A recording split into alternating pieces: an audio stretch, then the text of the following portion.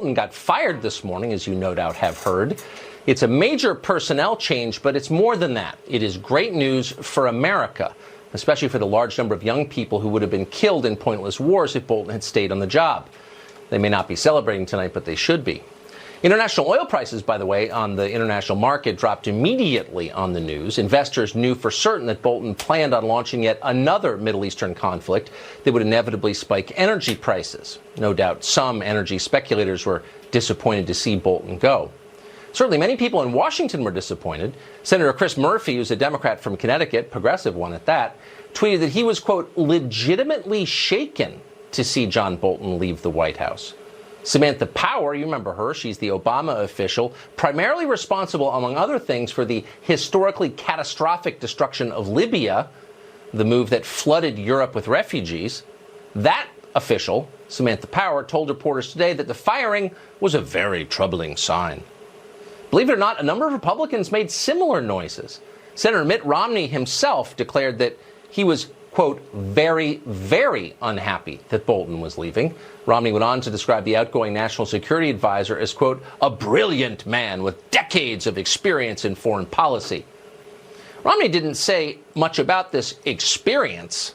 He wasn't specific about it. Why? Probably because none of Bolton's experience in the end helped America. Romney's right. Bolton has, in fact, been on the scene for decades. All of us are suffering the consequences of it. But whatever. Details like that make no difference at all in Washington. In Washington, nobody cares what kind of job you did, only that you did the job. Nobody there learns from mistakes because mistakes are never even acknowledged, ever. John Bolton himself took this form of selective amnesia to an art form. Watch him perform it on this show. So you've called for regime change in Iraq, Libya, Iran, and Syria. In the first two countries, we've had regime change, and obviously it's been, I'd say, a disaster. I think we agree. No, I don't agree with that. And let me. You don't think it's been a disaster? No, I think you need to understand. Yeah. Is that life is complicated in the Middle East, and when you say, well, the overthrow of Saddam Hussein was a mistake, is simplistic. I would argue that I'm the one who understands how complicated it is, but just my view. It's your long experience in foreign policy, I know. Better record than yours, I would say. Did you catch that?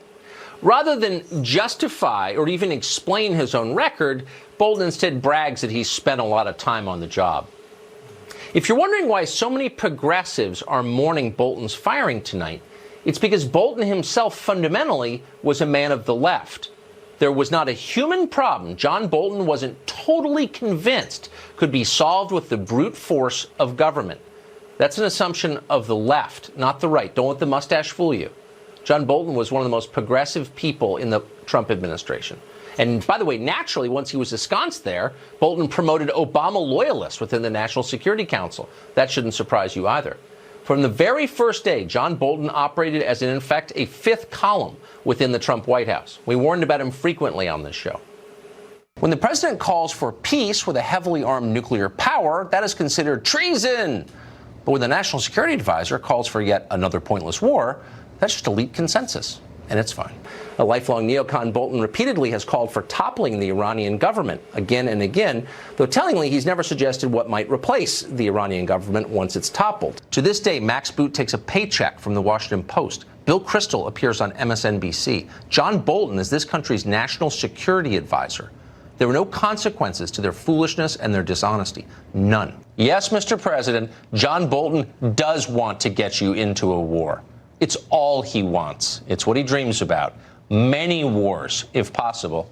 And if you're not careful, he'll do it. In between administration jobs are always cushy think tank posts, paid speaking gigs, cable news contracts. War may be a disaster for America, but for John Bolton and his fellow neocons, it is always good business.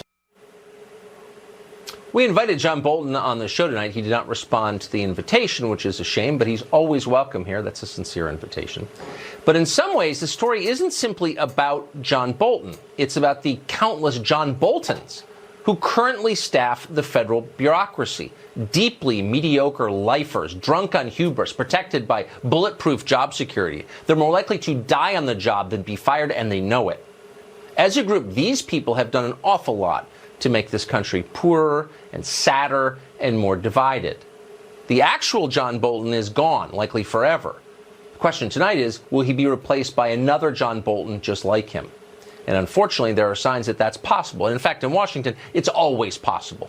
Change is not always for the better. Don't lie to yourself. Apparently on the short list tonight to replace Bolton is the president's special representative for Iran, Brian Hook. Hook may be a good person. He's also an unapologetic neocon. Sources say he has undisguised contempt for Donald Trump, as John Bolton did. And he particularly dislikes the president's nationalist foreign policy, which is one of the reasons people voted for Donald Trump in 2016. One administration official recalls Hook announcing that, quote, "I think the president is reckless and doesn't understand policy." Another source heard him directly say something very similar to foreign officials at a conference abroad. A choice like that, and Hook, by the way, is not the only one, not even close. A choice like that is really no choice at all. It's more John Bolton with the same predictable, disastrous results.